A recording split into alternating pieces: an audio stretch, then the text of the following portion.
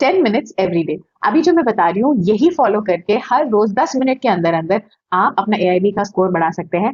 देखिए हर रोज हम मिल रहे हैं, एआईबी के लिए स्टडी टिप्स शेयर कर रही हूँ। अभी तक आपने चैनल को सब्सक्राइब नहीं किया है तो तुरंत पहले जाके चैनल को सब्सक्राइब कर लीजिए। एंड आज का टिप ये रहा, एग्जाम में सबके पास बेरैक्ट्स तो होते हैं पर बेरैक्ट के कौन से पेज पे आंसर है यही नहीं पता होता। तो इसके लिए हमारे पास है बेस्ट फ्रेंड्स, हमारे हेडिंग्स एंड सब हेडिंग्स। चलिए मैं आपको एक एग्जाम्पल दिखा देती हूँ। मैंने लिया है बीएनएसएस का बैराक, ठीक है। इसका कंटेंट्स पेज पे मैं देख रही हूँ तो मुझे मिल रहे हैं चैप्टर 1, चैप्टर 2, चैप्टर 3, है ना। आपको हर रोज बैठ के यही पढ़ना है। अच्छा चैप्टर 5 में क्या लिखा है, अरेस्ट के बारे में लिखा है, अरेस्ट ऑफ पर्सन।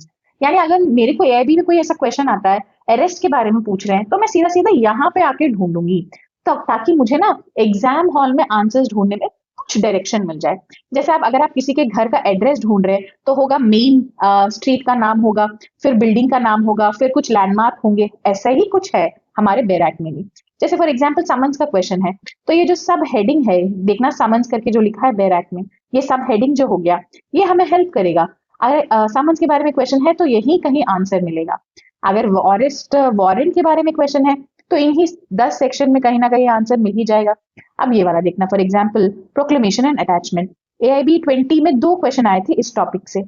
अब शायद आपको एग्जैक्ट सेक्शन नंबर याद नहीं है, कॉन्सेप्ट याद नहीं है, पर अगर आप इतना पता है कि बीएनएसएस के बैराक में लगभग इन्हीं इंपॉर्टेंट सेक्शंस में से ही ये टॉपिक के क्वेश्चन आते हैं, अगर आपको इतना भी पता हो तो आप इजीली एग्जाम हॉल में डायरेक्टली यहाँ पर आके आप यहाँ सिर्फ इन ही सेक्शंस में आंसर ढूंढ लेंगे।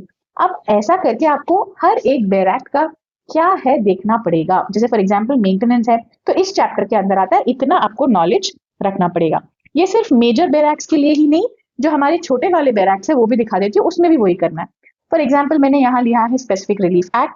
तो स्पेसिफिक रिलीफ एक्ट में देखना, अगर स्पेसिफिक परफॉर्मेंस का क्वेश्चन पूछ लिया तो यहाँ पे ढूंढेंगे। अगर वो पूछ लिए हैं इंजंक्शन के बारे में तो आप सीधा सीधा यहाँ पे। फिर हमारा हिंदू मैरिज एक्ट से कॉमन क्वेश्चंस आते हैं। जैसे फॉर एग्जांपल उन्होंने डिवोर्स के बारे में पूछ लिया तो आपको अंदाजा होना चाहिए कि यहाँ कहीं आएगा। एंड मुझे कैसे पता कि आंसर यहाँ मिलेगी, मुझे इसलिए पता है क्योंकि ये हेडिंग का जो नाम है डिवोर्स, वो चैप्टर नाम मैंने पहले से पढ़ के गई हूँ, इसीलिए मुझे पता है।